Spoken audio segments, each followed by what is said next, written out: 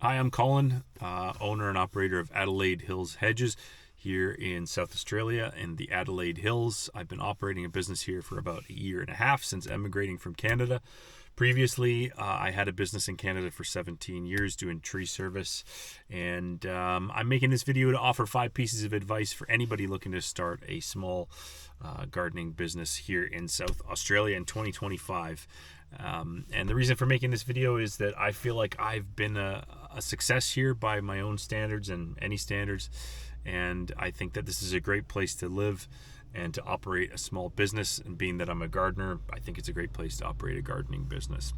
But let's get right into it. Here's the first piece of advice that I would have, and that would be to set clear goals for yourself in business. Mainly decide whether or not you want to be a business person or a tradesperson. The difference being, if you want to build a business and scale your operations up and make a ton of money and have a bunch of people working for you, then you're going to lean more towards being a business person. Whereas if you're more of a tradesperson, you're going to enjoy the work yourself. You're probably going to keep a smaller operation, and you're not afraid to get your hands dirty. So just make sure that you clearly define what you want out of a business, because my honest opinion is, if you're looking to be a big business guy and build a big business, I don't think that gardening suits that aim. I think that as you scale a gardening business up, there's tremendous costs in labor, in equipment, in training, in all aspects. It's very expensive to run a gardening business and to try and do that at scale. I have great respect for anybody that undertakes that operation.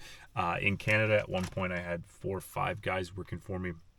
And if I never have another employee again in my life, I'll be happy, because through harsh experience, I've learned that I'm more of a tradesman than I am a business person. So just keep that in mind. Second piece of advice, and this could be the single most important piece of advice here, is that you need to have a niche. You need to specify what you do. I see so many guys driving around in trailers that say pressure washing, gutter cleaning, pruning, hedge trimming, patio installation. Like, what is it that you're actually doing out there, bud? I is the guy who's going to put your patio in the best guy to remove a 40-foot pine tree leaning over your deck? I think most people know the answer to that question, and it's probably not. The second thing is, if you're trying to do about 15 things, inevitably there's probably going to be one of those jobs. Like, I hate stump grinding. When I had a tree service business, I hated it. And I'm doing small tree removals now here, and I immediately got a couple of big jobs where I needed stump grinding done, and I was like, I'm going to find a guy who will do that for me, because I hate doing it. He loves doing it. He's got a very successful business doing that. Shout out to Ash's Stump Grinding here in the Adelaide Hills. But you should find something that you can do well and focus on doing that. And I think about, like, all of the things in gardening that I don't like doing. I don't like doing weeding. I don't like doing whippersnipping. I will do it, but the feeling of gravel shooting into your shin because you're thinking, oh, I'm just mowing grass, I can wear shorts, and the sting of that. I know a guy who chipped a tooth using a weed eater. I don't like those things, but I've specified what I do, and because I've been able to make that choice, I'm doing the things that I want to do. So if you can focus your business on something that you do well, you will be saving yourself a lot of bad days, and you're also doing yourself a marketing favor, because when people see my business online, that's what they see. Adelaide Hills Hedges, professional hedge trim and tree service. True to my own point, I've actually dropped this sort of tree service thing, but I still do pruning and whatnot. But generally, people just call me for hedge trimming. So that saves me time and money with my advertising, because I'm not advertising 10 services in, like, I think maybe some people have an idea that if they throw all these services on against the wall, they're going to get more hits on their advertising, but that's absolutely not true. When people search for a specific service, you're better off, even if you can, having that right in your name, like I do. Adelaide Hills Hedges. I do hedges. You need a hedge done, call me. I'm a hedge guy. So be specific. That kind of ties into the next point that I want to say, and it's again maybe more important than the last point that I said was very important, but be good. Be great. Be excellent. Be the best if you can, but at least be good. Like, I can't think of a recipe for a worse time than starting a business that and providing a service or a product that's not good to people. I mean, or you're not good. You need to be good. And if you're not good, maybe you need to spend some more time working under somebody else and learning your trade. Maybe you need to go through training, and that doesn't mean going into a college, university, or school program. You can take private courses from people. You could apprentice with somebody. You could go out on the weekend and work, for free for somebody if you really want to learn a trade. You could literally, you call up any garden guy and they want a cheap labor. You could definitely go learn off somebody. You can look up YouTube videos. I've learned how to repair equipment. I've learned how to do auto repairs through YouTube. But you need to be good, which requires a fundamental knowledge of what you're trying to do, which in the case of a gardening business could be ornamental plants. It could be hedge trimming like what I'm doing. It could be tree climbing. But you need to be good because you have to be able to back up the jobs that you sell. And I think it goes without saying, people who are bad at their job generally don't do well in business.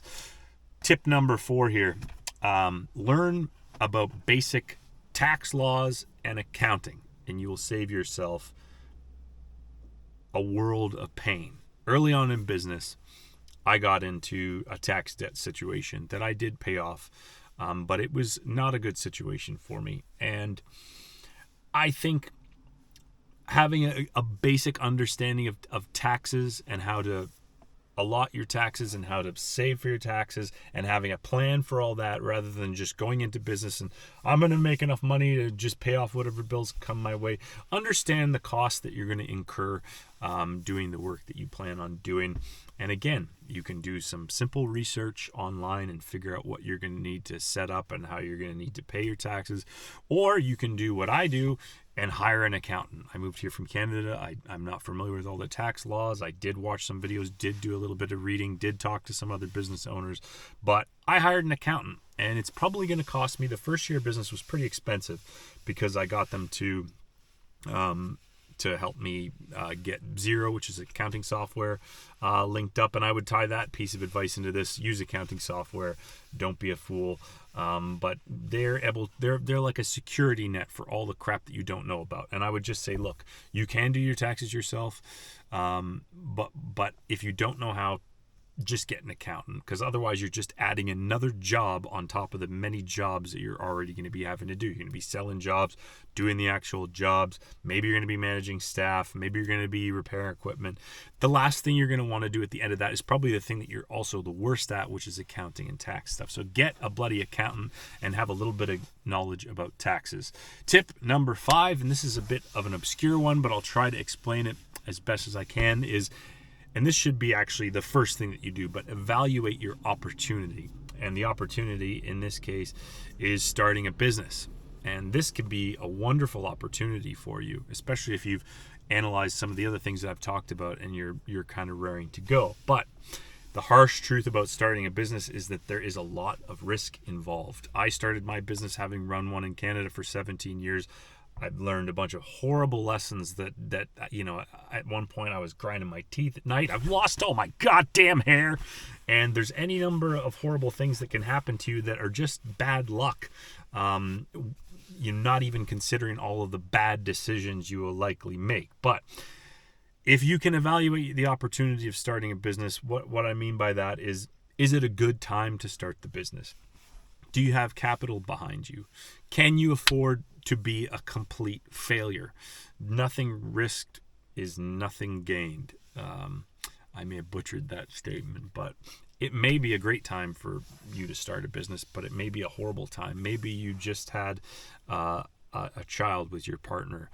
Maybe you've got an illness in the family, something that's going to take your time away from going into business. Business is a time expensive endeavor, and you need to be in the right position to start a business. Otherwise, it won't matter what level of detail and effort you put into it. An external factor could foil your efforts. So make sure that you are in a good place personally, financially, and mentally. Don't start a business if you wake up every day feeling like the world is a blanket of sorrow and fears.